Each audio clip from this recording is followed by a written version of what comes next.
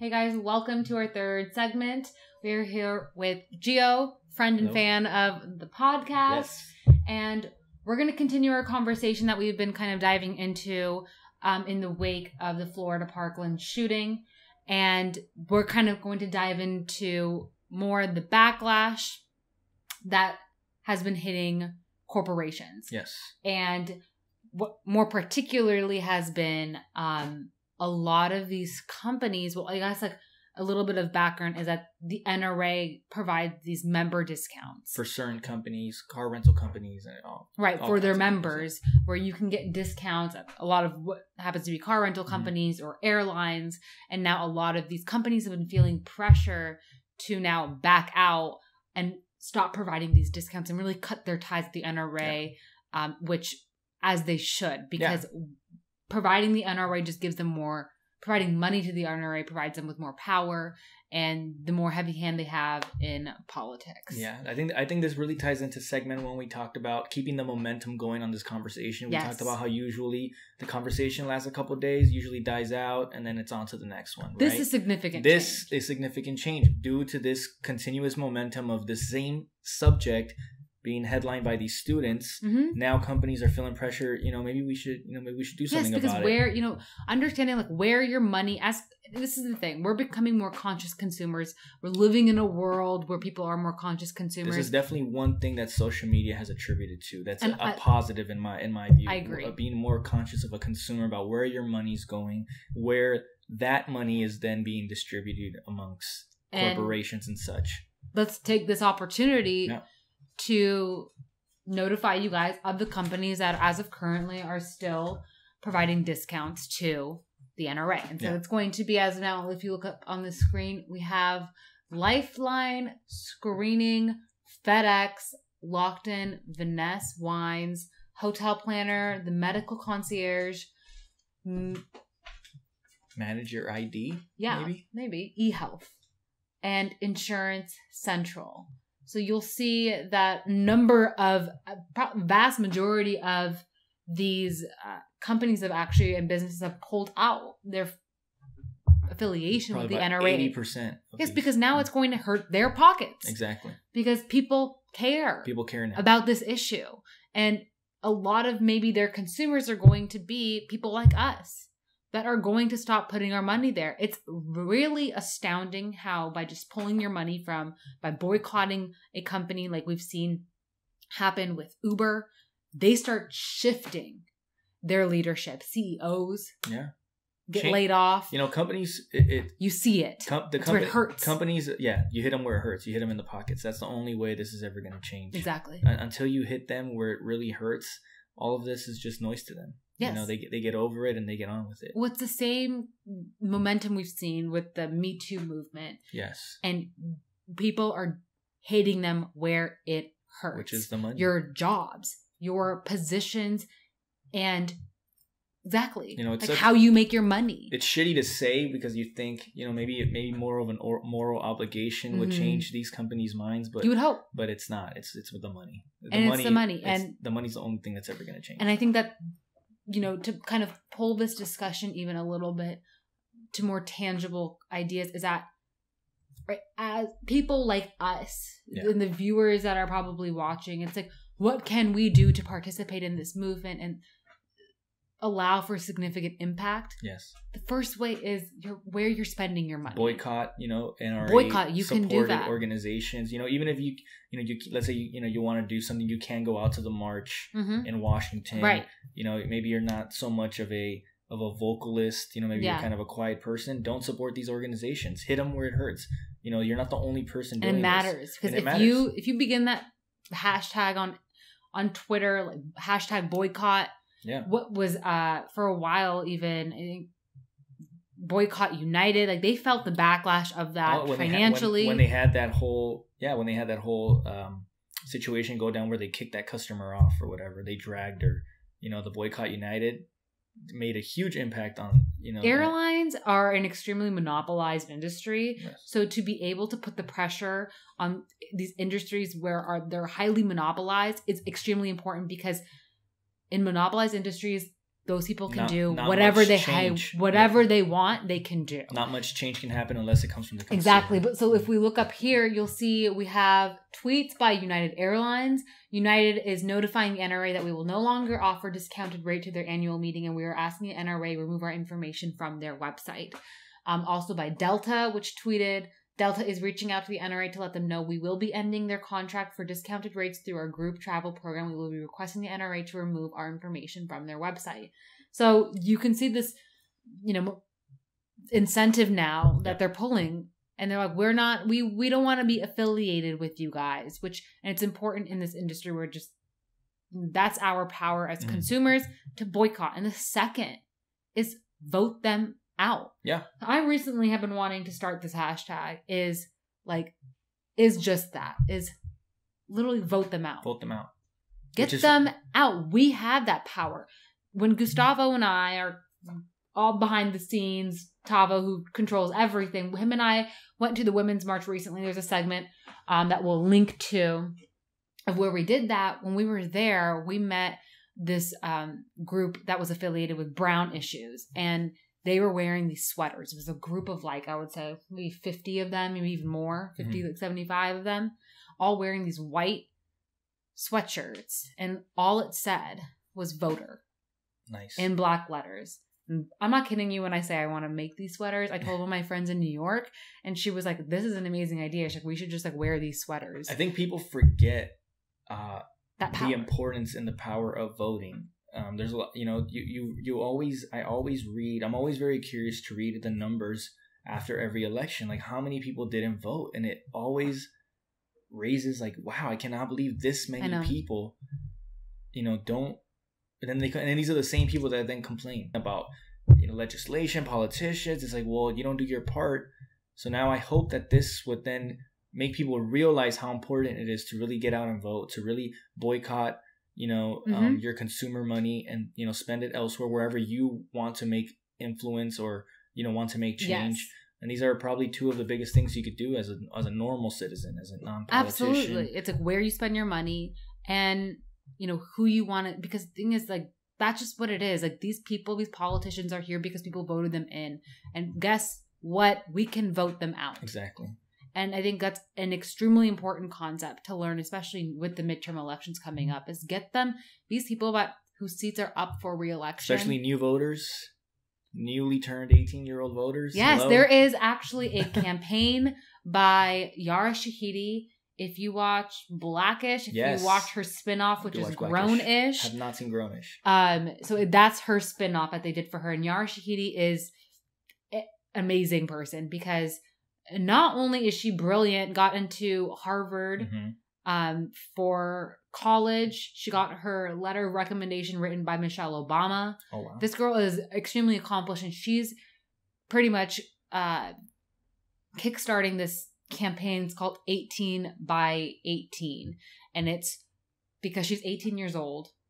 Also just goes to speak to the tremendous issues that she cares about and what an amazing human she is. But she's starting this campaign, and it's to mobilize 18-year-olds kids that are 18 by 2018. So she was like, this is an election year. That's huge. Let's go. I think kids these days, especially fresh 18-year-old, have a huge advantage with, social media, readily available information that they can actually read about. And, back when I turned 18, when my parents turned 18, we didn't have readily available resources. You had to read books or read the pamphlet and find out full information. Yeah. And, that information changes. We know now that the news cycle is 24 hours. This is a 24-hour news cycle. Everything changes day to day. Mm-hmm. So back then, what you read on one day could have not even applied 2 days from then or 3 days from then. Oh, but the flood of information we get, just understanding which companies are affiliated with the NRA. Exactly. That's information we have available at the touch of our hand. Exactly. And I think, especially, talking to all the young people out there, especially 18-year-olds, 19-year-olds, 20-year-olds, I believe they have an obligation. They do. To do their research, to find subjects they're passionate about and to make change really in this government. Because other than, them joining with the current force, they're the only ones who are going to make exactly. change. Combine these fresh 18-year-olds with kind of the demographic that's leading this now this cause of mass shootings. It's the same. These demographics overlap. Mm-hmm. And I think that's going to be a key demographic to mobilizing this cause and to also voting out the politicians that no longer represent what majority of Americans feel. Right. And, that's why this kind of thing that I want to start, which is like vote them out. I want to be able to show you and identify, reveal which politicians actually support which causes. Yeah, like which are the ones that are most heavily getting, and this is true, people know exactly of the politicians. They've already been revealed in the past, like the ones that are probably getting the most support from the NRA. But it's like, which one of those are up for re-election this year? Let's get them out. Again, you can get that information all online. We saw, tying it back to the whole Marco Rubio thing, we saw how clearly he was very hesitant to not answer a simple question, rather than just state, I believe in and not letting this happen again. But he couldn't answer the simple question that he wouldn't take any more donations from right, the and NRA. the spin that he threw of they buy into my agenda. No, you're a puppet. Yeah.